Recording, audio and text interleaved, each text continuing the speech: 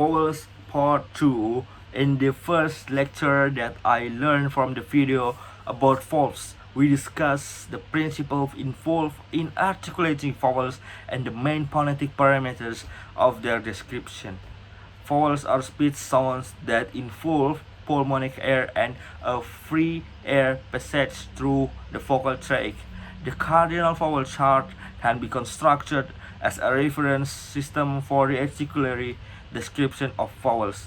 The main parameters used for the classification of vowels include composition, tongue height, lip rounding, and lip position.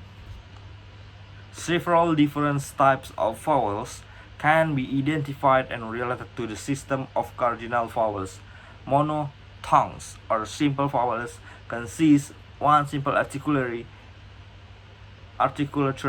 posture and can be positioned on the vowel chart in relation to the cardinal vowels.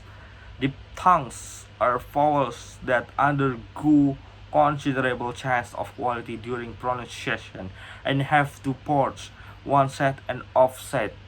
They can be defined as upgliding diphthongs, downgliding diphthongs, or centering diphthongs. Diphthongs can be classified according to the prominence of one of their parts, such as the second part of the offset being prominent or the first part or onset being prominent. For example, the I in Spanish has the highest onset, die, which is between a mid and a mid-high vowel. The onset of the diphthong OE in German is lower, and the front of glide ends in a high front vowel with some degree of lip rounding. Judgments about the exact placement of vowels and their parts on the cardinal vowel chart require intensive phonetic training. Nasalization is a feature where the phlegm is closed, preventing air from flowing out through the nose. This effect occurs when the phlegm is lowered, allowing part of the airstream to fill the nasal cavity and use it as a second resonance chamber.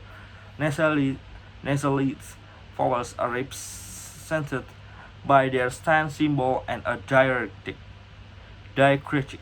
Vowels are typically voiced, vibrating the vocal folds. However, some languages have voiceless or whispered vowels, such as Japanese. The diacritic used to indicate the voicing is a circle underneath the vowel as a subscribe.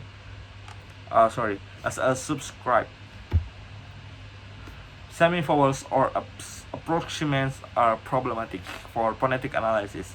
They allow almost free air passage but have a higher degree or narrowing than their corresponding vowel.